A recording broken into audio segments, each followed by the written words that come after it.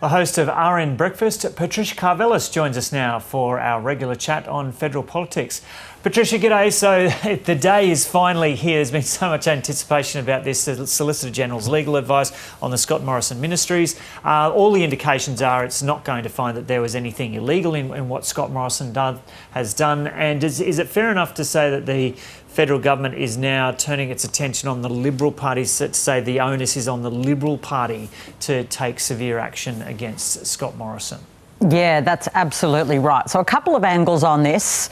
Cabinet will meet, then the Prime Minister will hold a press conference and release the official Solicitor General's advice.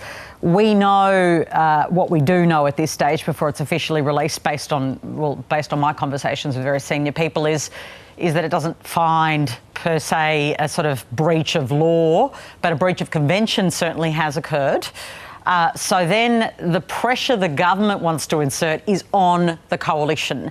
And it will work, this pressure, because Peter Dutton set this up as his own kind of test, if you like. He said, let's wait for the Solicitor General's advice, so we are, and then the pressure will be on Peter Dutton and his opposition in terms of how they handle this. There's a couple of booby traps for them, right?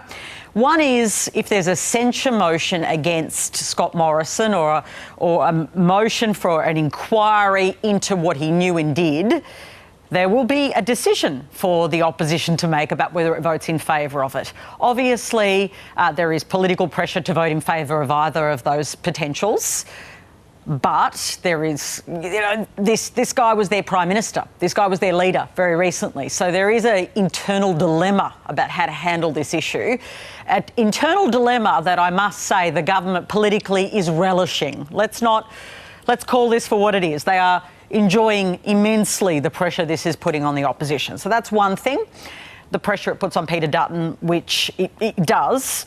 Then there's what does Scott Morrison do? Well, there is pressure on Scott Morrison to kind of say more about what he knew and so forth. I reckon it's inevitable now. There will be an inquiry into what Scott Morrison knew and did and the way he conducted himself.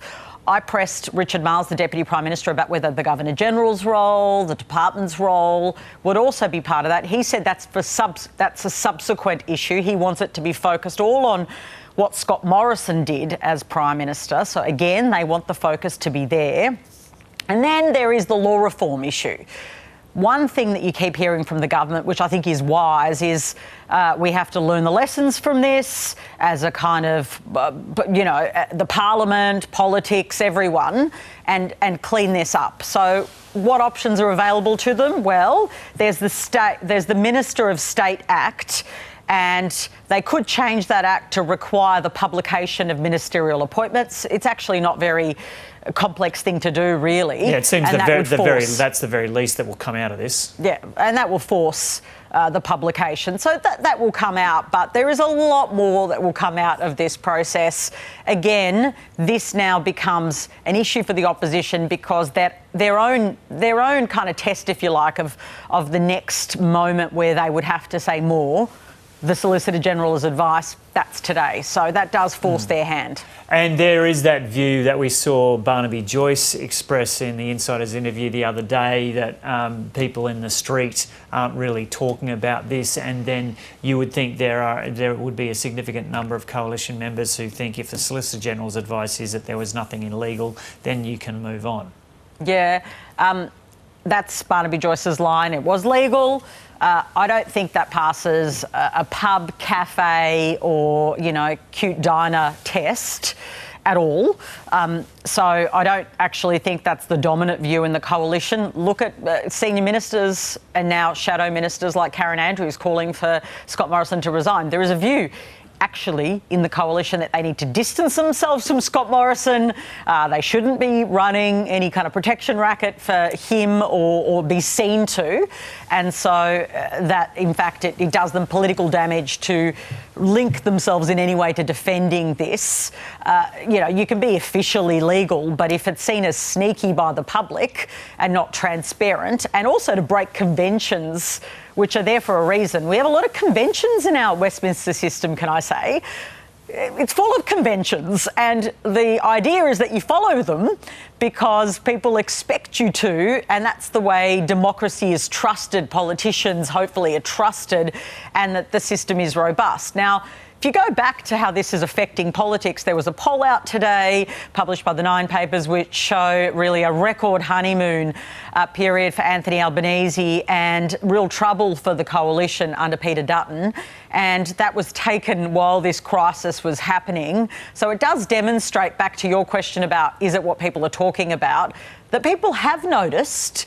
And the other thing about this is, can I just say, this whole it's not what people are talking about, I reckon that people do want the government to be focused on their own cost of living issues, their own, material experiences of life in Australia. That's dead true. Hospitals, schools, all of the things that you expect your government to take seriously. But to argue that normal Australians are not talking about this is fallacy. I actually have witnessed a strong engagement with this story because what it does is it's firstly very easy to understand. The Prime Minister swore himself into 5 secret ministries. Like, that's all you need to know. And it sounds rather dodgy, if I can be really blunt. And people are engaging with it. And it's solidifying their views, demonstrated in the federal election where they voted him out. Yeah. And what about the federal government? Well, what about Anthony Albanese keen on getting back to his policy agenda as well? This has kind of swamped the discussion in the media, at least over the last couple of weeks. We've got the big jobs summit coming up next week, Thursday, Friday. There's been a lot of talk about the Indigenous voice to Parliament. What are some other big policy issues that we'll see the government getting back to and the media getting back to in the next couple of weeks? Well, I don't know if it's so much swamped the government's agenda. I think they've been happy for this to be ventilated politically. But equally, next week they will want some focus on their jobs summit, especially if it can deliver some tangible things that they walk out with, right? You don't want to look like you're just talking and then nothing happens. You have to be able to demonstrate that your talk fest is actually delivering outcomes. So we will see, for instance, an increase to skilled migration. That is a certainty. And it will be, my understanding is pretty significant, actually. At the same time, the government won't agree to that without outlining its changes for skills and investment in that space, which it already has committed to in the election, but some more detail around what that looks like, because it's a trade-off. You can't just be bringing in workers, is their view, to deal with your problems. You need long-term solutions, investing in the workforce, the increased participation of women in work, which we've heard people like Christine Holgate talk about this morning. These are the issues that it hopes to be really demonstrating it's taking action on next week. Yep. And that not just talking about, but actually doing something about. OK, we better move on. Always great to chat to you. Thanks a lot, Thanks, Patricia. Joe. See ya.